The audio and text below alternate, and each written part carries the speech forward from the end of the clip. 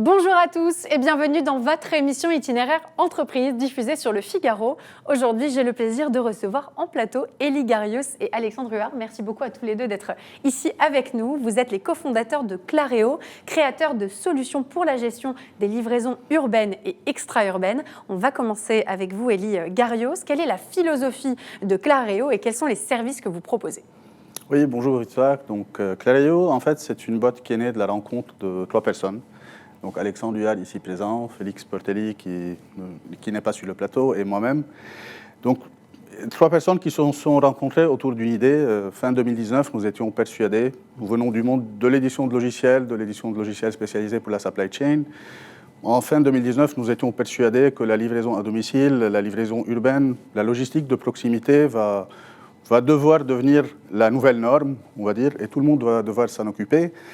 Les grands acteurs du marché avaient quand même déjà mis la barre, ils l'avaient mis assez haute sur les attentes des consommateurs, les attentes des utilisateurs, sur le service rendu.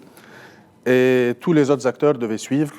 Et donc c'était la problématique qu'on a essayé de régler avec Clareo, en créant une solution qui est dans le cloud, une solution qu'on a voulu amener à tous les acteurs du marché, petits et grands, qui serait capable de leur permettre de gérer l'ensemble de leurs problématiques de livraison.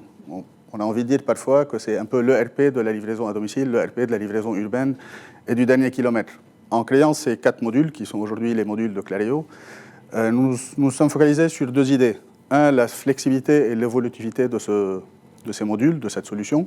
Parce que globalement, le constat qu'on avait fait en même temps, c'était que la science infuse de la livraison à domicile n'existait pas. En fait, elle était en train de se réinventer. Nos clients innovent chaque jour. Ils continuent à le faire en inventant des nouvelles stratégies de livraison. Il fallait qu'on soit plutôt partenaire dans cette innovation, leur fournir des solutions qui vont leur permettre vraiment de continuer à innover, de s'améliorer en continu, et qu'on ne soit pas simplement fournisseur d'une solution packagée qui ne bouge pas. Donc on a veillé à... Aujourd'hui, on se positionne en partenaire avec nos clients. On a veillé aussi à ce que notre solution puisse s'intégrer avec des systèmes qu'ils ont déjà pour qu'ils puissent la déployer le plus rapidement possible. Et justement, pour devenir un véritable ERP de la livraison, vous avez construit 4 modules. Alexandre Huard, quels sont-ils ? Oui, c'est ça. Donc la distribution urbaine, globalement, ce sont 2 choses. C'est le transport de marchandises dans la ville et dans les zones urbaines et la logistique qui est associée. Donc nous avons 2 premiers modules qui s'adressent à la partie transport. Donc un premier module de gestion de la planification et de l'organisation donc, de livraison. Donc de définir quel livreur va aller livrer quel client, sous forme de quelle tournée, de façon à ce que les clients soient bien évidemment livrés dans les temps, mais également pour que nos clients puissent réduire le nombre de kilomètres, réduire leur impact économique et leur impact écologique sur la phase de livraison. Donc le premier module, le périmètre de ce module, c'est la partie planification. Un deuxième module, c'est le suivi de la livraison. Une fois que le livreur a pris les marchandises en route, donc voilà, c'est 2 choses. C'est une application mobile pour les livreurs de façon à lui faciliter son activité au quotidien, de lui donner des consignes d'accès chez chacun de ses clients, le but étant qu'il puisse le plus rapidement possible réaliser ses tournées. Et avec cette application mobile, il capte un ensemble d'informations dont le but, c'est à la fois donc de donner de la visibilité à notre client pour qu'il sache où sont ses livreurs, mais également au client final pour savoir exactement où est sa commande, à quel moment elle va arriver dans la journée. Élie Garios, est-ce qu'on peut considérer qu'il y a eu un véritable effet Covid ou est-ce que c'est aussi les pratiques des utilisateurs qui ont évolué vers un modèle de livraison qui, en fait, leur convient mieux au quotidien ? Je pense que le Covid a surtout aidé à accélérer le phénomène qu'on voyait déjà naître. Donc il a basculé un peu, en fait il a permis plutôt aux acteurs de la livraison, en tout cas aux acteurs de la logistique, de prendre conscience de l'importance de ce dernier kilomètre ou cette logistique urbaine, extra-urbaine. Il leur a aussi permis de prendre conscience que finalement pour bien faire les choses, il faut être équipé d'une bonne solution, être accompagné d'un partenaire au niveau digital. Il a aussi effectivement, évidemment, comme vous l'avez bien dit, au niveau du consommateur, changer les habitudes, et je pense qu'il les a changées d'une manière pérenne, donc ce n'est pas juste un effet transitoire. Ça a vocation à durer. Tout à fait, et cet effet Covid nous a aussi permis de challenger notre système, parce que les fluctuations de volume qui ont accompagné chaque confinement, déconfinement, ont fait qu'on a pu faire la preuve que notre système peut gérer ce genre de volatilité et ce genre de contraintes ou aléas que les acteurs vont rencontrer. Un module très intéressant également, c'est le drive. Est-ce que c'est un peu la nouvelle manière de vivre des citoyens aujourd'hui ?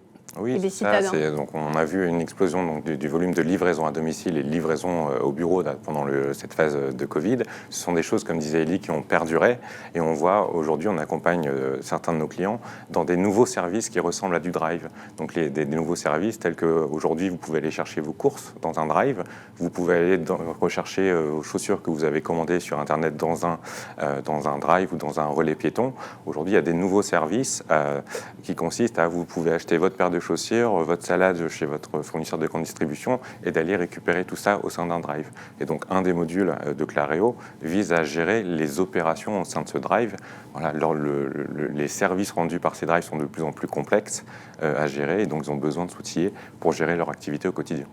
Et Ligarius, pour qu'on comprenne bien, quel est votre modèle économique? Comment est-ce que vous fonctionnez? Donc, en fait, nous sommes une solution qui est née dans le cloud. Donc, on est sur un modèle 100% cloud. Je l'ai dit au tout début, notre volonté vraiment, et je l'ai répété à plusieurs reprises, c'est d'accompagner tout acteur, quelle que soit sa taille. Donc, ces acteurs-là, même les plus petits, ont quand même besoin de pouvoir, pour leur survie en dépend, de pouvoir assurer ce service de livraison et l'assurer avec la même qualité de service que tous les autres. Donc on a un modèle qui aujourd'hui permet à ces acteurs-là d'adopter la solution sans aucun investissement initial. Il y a zéro investissement projet, entre guillemets. Ils payent à la consommation. Donc ils livrent.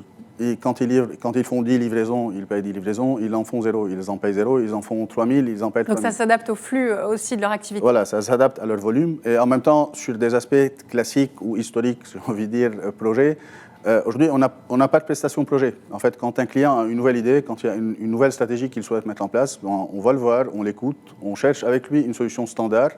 Ça fait enrichir notre standard, ça ne lui coûte 0 ou quasiment.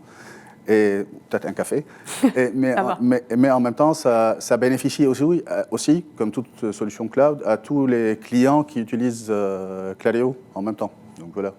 Le mot de la fin, peut-être, sur vos ambitions à venir, sur vos projets? Pour moi, l'aventure, même si ça fait 2 ans qu'on est là, mais on vit chaque jour comme si c'était le premier jour.